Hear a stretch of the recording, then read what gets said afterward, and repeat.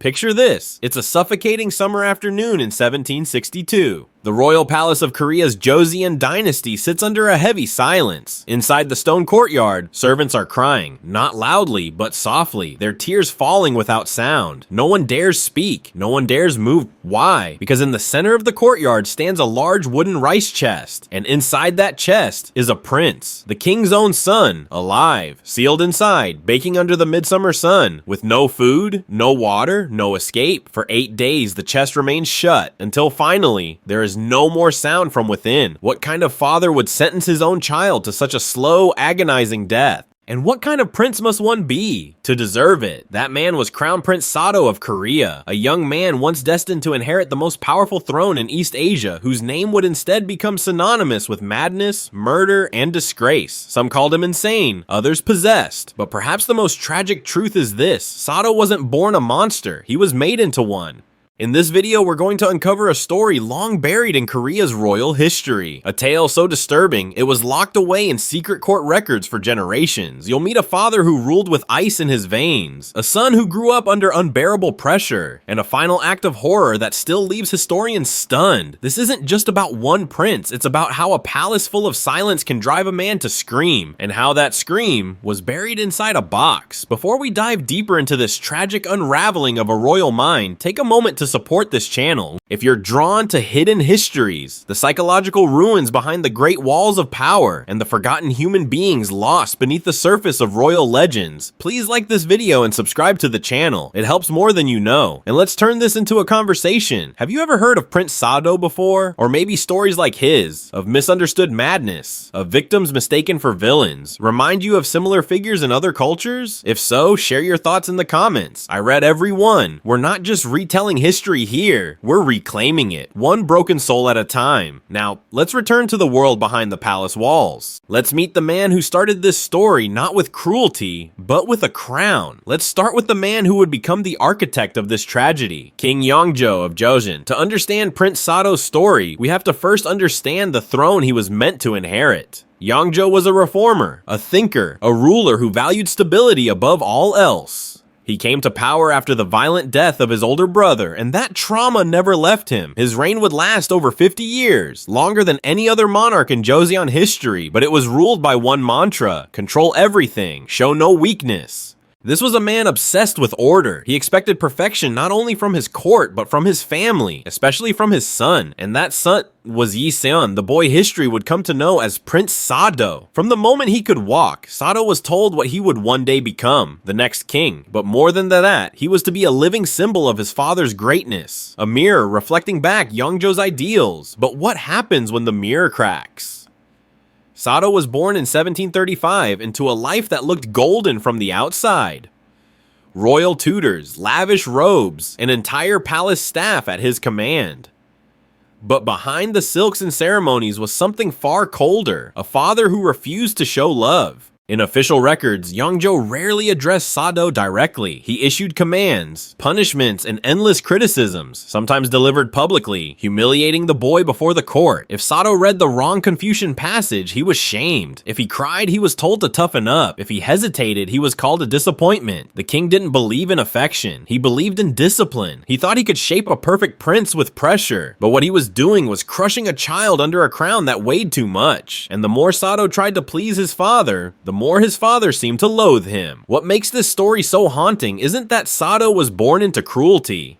It's that he was raised in a palace designed to look like paradise, while slowly becoming a cage. He wasn't allowed to speak freely. He wasn't allowed to leave the palace without permission. He wasn't even allowed to make friends without royal approval. Every move he made was watched, judged, and often punished. Can you imagine what that does to the mind of a young boy? To be told every day that you're destined to rule a nation, while being made to feel like a constant failure? But for a time, Sado kept trying. He read the ancient texts, he memorized the rituals, he smiled for the court, because somewhere deep down, he still wanted his father to be proud. That hope wouldn't last. As Sado entered his teens, the cracks in his mind began to show. He started talking to himself. He developed intense phobias, terrified of thunder, of sharp objects, of clothes. He would sometimes go days without speaking, then erupt in violent rages. The court noticed, but no one said a word, because to admit the prince was unwell was to admit the kingdom's future was uncertain, and worse, to admit the king might have failed as a father. But this is where the story turns darker, because rather than protect his son, King Yeongjo made a devastating decision. He would not see Sado's pain as illness, he would see it as rebellion. And from that moment forward, the boy he had once wanted to shape into a perfect king, he began to see as a threat. The tragedy of Prince Sado doesn't begin with his madness. It begins with how that madness was ignored, denied, and eventually weaponized. By the time Sado reached his 20s, his behavior had become impossible to conceal. He suffered from violent mood swings, hallucinations, and paranoia. He claimed ghosts followed him, that demons whispered to him. But in a royal court ruled by appearances, such things weren't seen as cries for help. They were seen as shame, and shame had no place in the Joseon royal family. So instead of helping their prince, the court distanced itself.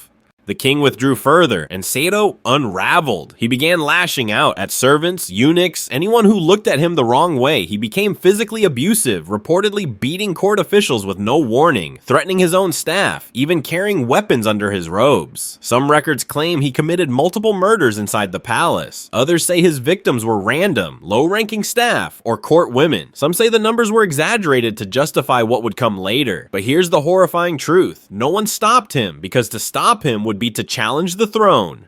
Even Sado's wife, Lady Hyekyung, his childhood betrothed and the mother of his children, was trapped in the silence. She witnessed it all, the breakdowns, the cruelty, the desperation, and years later she would write her own memoirs, leaving behind one of the most chilling historical documents of Joseon Korea. She didn't excuse her husband's violence, but she also didn't pretend he was a villain from birth. She described him as a man tormented both by his own illness and by a system that refused to let him be anything but perfect. Eventually, Prince Sado began to fear the one man he could never please, his father. He avoided court appearances, hid in his quarters, sent others to make excuses on his behalf. And King Yeongjo, he saw this not as illness, but as defiance. And he responded with ice-cold cruelty. He began isolating Sado, restricting his authority, denying him ceremonial roles. Every time Sado made a misstep, Yeongjo punished him with letters filled with blistering disappointment and condemnation. Imagine being mentally unwell. Imagine fearing the collapse of your own mind. And the only person who could save you, the most powerful man in the kingdom, is also the one tearing you down in private and humiliating you in public. It was during this time that Sado's outbursts became more disturbing. One day, it was reported that he entered the women's quarters with a blade. Another day, he allegedly struck down a court official without provocation. Then, in a shocking escalation, there were whispers that he had murdered palace attendants with his own hands. Was it true? Or was it court gossip twisted by fear? We may never know the full extent of Sado's violence, but what we do know is this: his father believed it, and he was done waiting. The year was 1762. Sado was 27 years old, and one humid summer afternoon, King Yeongjo summoned the court to his chamber. He had made his decision, but here's where the story becomes truly horrifying.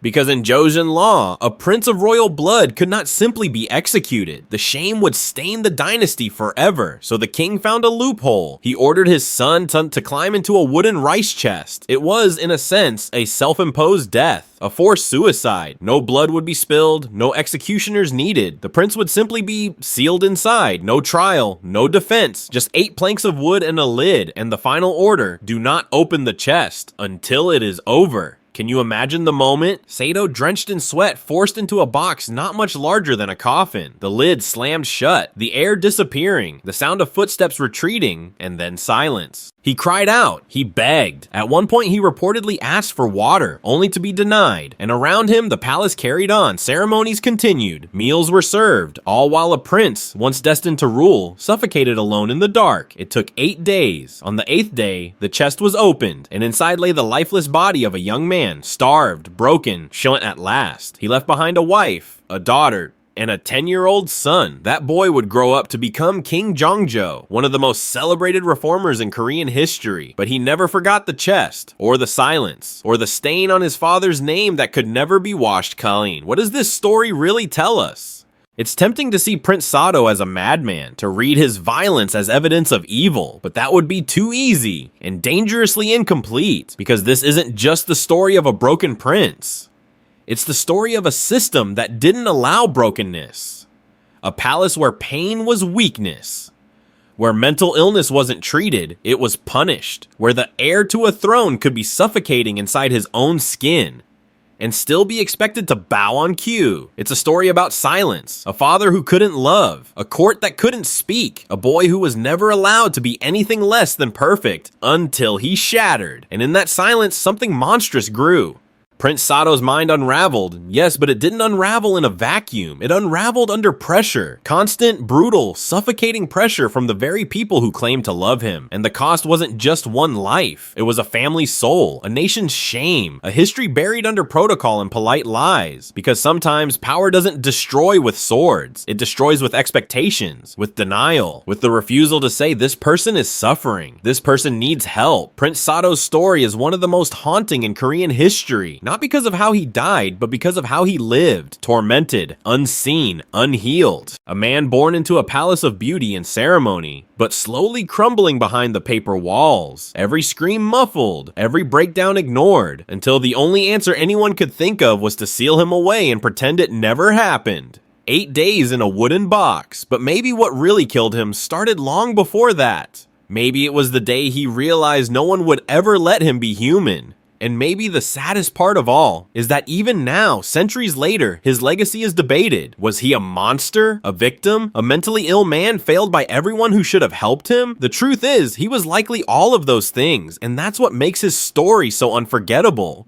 Because it forces us to ask, what happens to a person when love is conditional, when help never comes, when the system you were born to uphold is the very thing that destroys you? If this story moved you or made you see history differently, please like this video and subscribe for more human stories hidden beneath the surface of the past. And tell me in the comments, do you think Prince Sado was a victim of his illness? Or of the palace that refused to acknowledge it? I read every single comment, and I'd love to hear your thoughts. Until next time, take care of each other. And remember, behind every crown, there's often a cage.